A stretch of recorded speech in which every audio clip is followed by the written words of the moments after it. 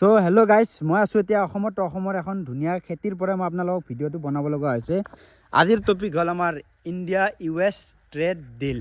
চ' guys, এই India U S trade ডিলখনত আমাৰ আমেৰিকাৰ পৰা বস্তু আহিব প্ৰায় $500 বিলিয়ন, যাক আমাৰ ইণ্ডিয়ান ৰুপিত 43 লাখ কৰোৰৰ হয়।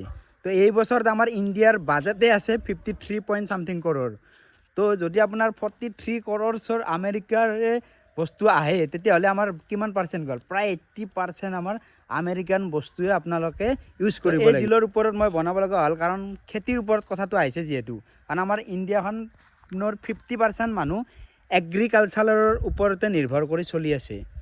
তো এই ডিলখনত মই যিমান দূৰ বুজি পাইছোঁ আৰু ইণ্ডিয়া ইউ এছ, আগতে মানে আমাৰ আমেৰিকাৰ প্ৰডাক্টবিলাক যেতিয়া ইণ্ডিয়াত আহিছিল তো 30% টেক্স লগাইছিল, তো তাৰিফ লগাইছিল। তো এতিয়া সেই বস্তুটোত 0% কৰি দিয়া হৈছে। তো ইয়াৰ ওপৰত আমাৰ ইণ্ডিয়ান এগ্ৰিকালচাৰৰ ওপৰত, খেতিয়কৰ ওপৰত, ফাৰ্মাৰ্ছৰ ওপৰত বহুত প্ৰভাৱ পৰিব বুলি আশা দেখা যায়। কাৰণ আমাৰ ইণ্ডিয়া, আপোনালোকে গমে পায় যে গাখীৰ প্ৰডাকশ্যনৰ ক্ষেত্ৰত আমাৰ ইণ্ডিয়া ৱৰ্ল্ডৰ ভিতৰত হায়েষ্ট হয়।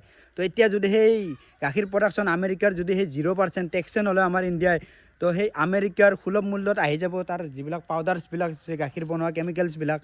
তো ইণ্ডিয়ান মাৰ্কেটখনৰ ওপৰত বহুত ডাঙৰ এটা প্ৰভাৱ পৰিব। আৰু খেতিৰ ক্ষেত্ৰতো যদি আমাৰ একো টেক্সে নলয়।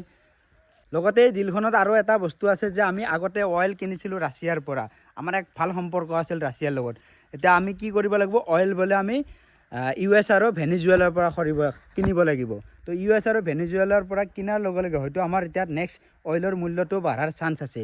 তো এই ডিলখনক লৈ আপোনালোকৰ মতামত কি, বা আপোনালোকে কিমান দূৰ গম পাইছে আপোনালোকে জনাব। মই এই ভিডিঅ'টো বনোৱাৰ কাৰণ হ'ল এই ডিলখনত খেতিয়কৰ লগত জড়িত। তো খেতিৰ ওপৰত যেতিয়া প্ৰশ্ন আহে আমি তেতিয়াই মাত মাতিম।